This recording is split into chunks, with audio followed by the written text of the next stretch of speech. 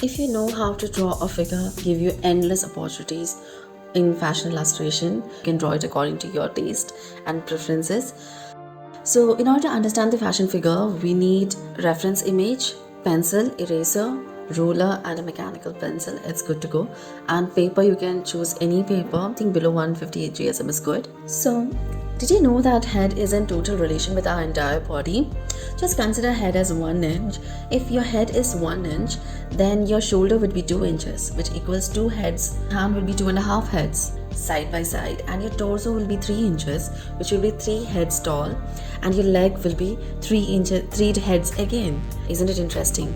It's not only that. Did you know that your head is actually equal to your leg? 1 foot is actually equal to your head, and your face is equal to your hand. Not your head, but your face. Isn't it very beautiful that our entire body is related with your head?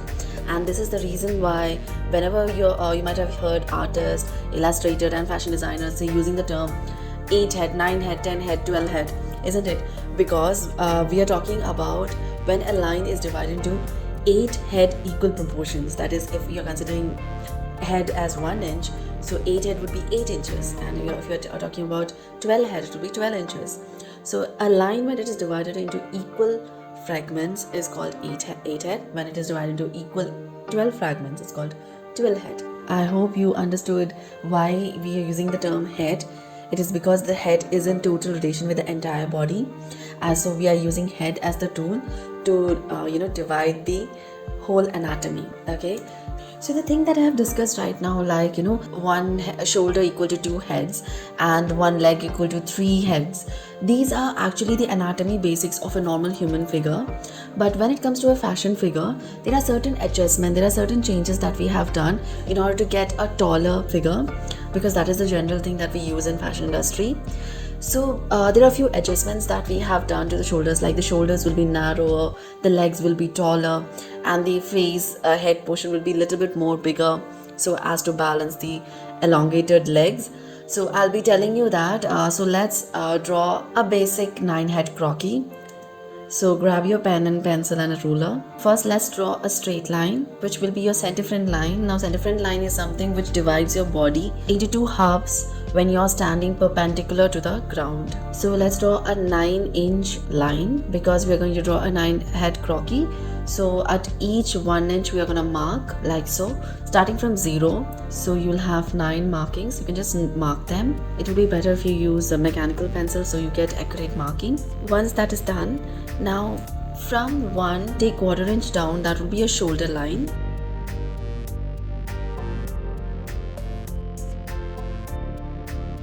And from 3 just take 1/4 inch above, that would be your waist. And from 4 take 1/4 inch above, that will be your hip. And 5.5 would be your knee line, and 8 would be your ankle. Okay. Now regarding the width, as I was saying, that we have done certain adjustments with respective to the normal croquis. So instead of 2 inches, it will be 1/3/4 in total. So 3/4 on each side, and the waist would be 1 inches, which you can again reduce to 7/8. And it's generic that the shoulder will be equal to your hip. So you can actually draw this shaping, which is like a quadrant. This will be easier to draw a body.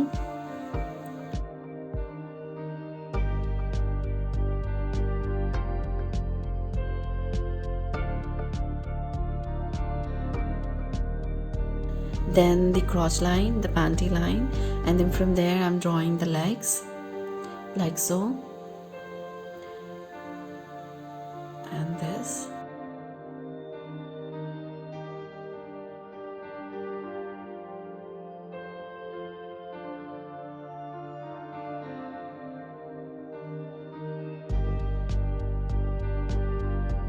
Now the bust line will be around 2.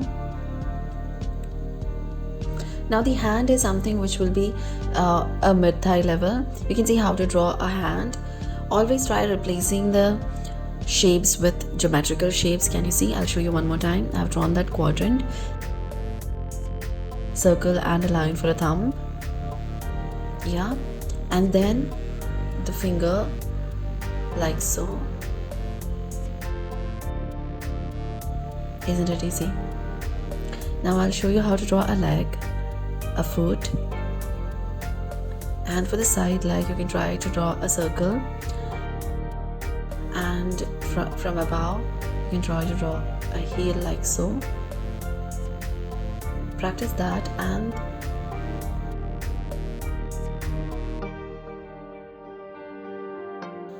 once you practice that, it will be easier for you to draw like this. Now let's draw the shoulder. Now the shoulder will not be stiff and straight, it's kind of slendered, and the face, right? And for the face width you can actually take 3/4 according to these measurements. So I hope you understood the 9 head basic proportions. Understand about the poses. You need to understand when you're taking a reference image, how a reference image should be, and what are the things that you need to keep in mind before drawing it. Okay, so I'll show you one more hand pose. Anything is possible with using geometrical shape. Can you see?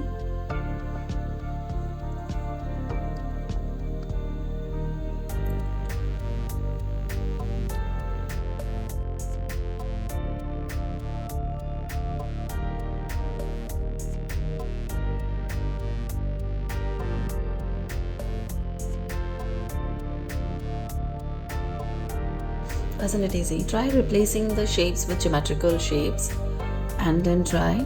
It would be way easier. So once this 9 head proportions are thorough, it would be easy for you to draw any poses. So before getting into drawing poses, there are certain guidelines that you need to know. So first, while choosing the reference, make sure that you're choosing something which is a bikini pose. Now why? Because if it is having layers of clothing, you will not understand the body movement. You will not understand where the waist is going, where is the chest line going, where is the shoulder dropping. And also a big note to small pictures, because there won't be a clarity on how the leg movement is, and also flared outfits. Try to stick with bikini poses, especially for a beginner. Now let's draw a center front line. When you're standing perpendicular to ground, it's way easy because the balance is in the center. So you'll be drawing a straight line through the center, and that will be marked as center front.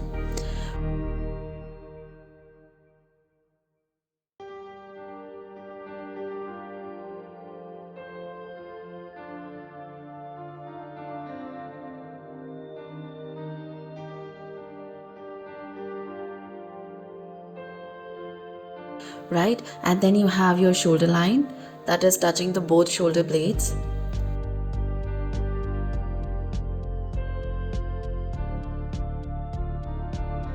Then you have the bust line. Now since the chest line and the shoulder belong to the same anatomy, that is your rib cage, so they definitely be parallel to each other. So however the top body is moving, the shoulder and the bust will move accordingly, right? And the same thing will happen with the waist and hip. So how the waist will move, accordingly the hip will move, because they again belong to the same pelvic anatomy. Now when the movement is involved, now center front is something which will change, right? Because since the waist, can you see the waist and hip is moving?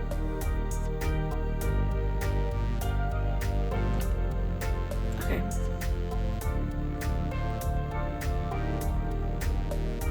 So these are the guidelines which you need to keep in mind when you're drawing. Okay, so when a movement is involved, there are a few changes. Now the center front is, you cannot just like that mark as the center, because now it's no longer dividing the body into half. So you have center front and a plump line. Now I'll tell you in a minute what is plump line, but first let's determine how to draw a center front. Now you need to, when there is a movement involved, you have to make sure to choose where the supporting leg is. So through the supporting leg and the mid of the crotch. So from the supporting leg and the mid of the crotch, a line would pass through, and that would be your center front line. Because no matter how you bend, your crotch would be perpendicular to the ground if you're standing. So that is why we are using the balanced leg and the crotch as the guideline to draw the center friend. Now once that is done, because of the movement, now there will be a new line which will be dividing your body, that is the plump line, irrespective of the center friend. Now how to get that center of your body?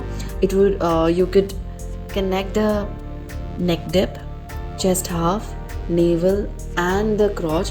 When you connect these points, you will automatically get your plump line. Then the shoulder line, the bust line, waistline, that cutting that you have in your body, and the hip line. Line is the widest portion of your body. Now marking the knee line. So these are the guidelines. You can see that when there is no movement involved, it's quite easy and simple because you just have the center friend to deal with. But when you have a movement involved, the plump line is where it helps you out to get that different poses. So once you understand these guidelines, these are going to be really handy because this makes your life way easier. You can draw any poses. So as you can see over here, I have used them. So let's recap. We understood about the body anatomy, how head divides the whole body, how is it in relation with. Then we drew a 9-head croquis. We learned on how to divide that line and according to the measurements, how. Then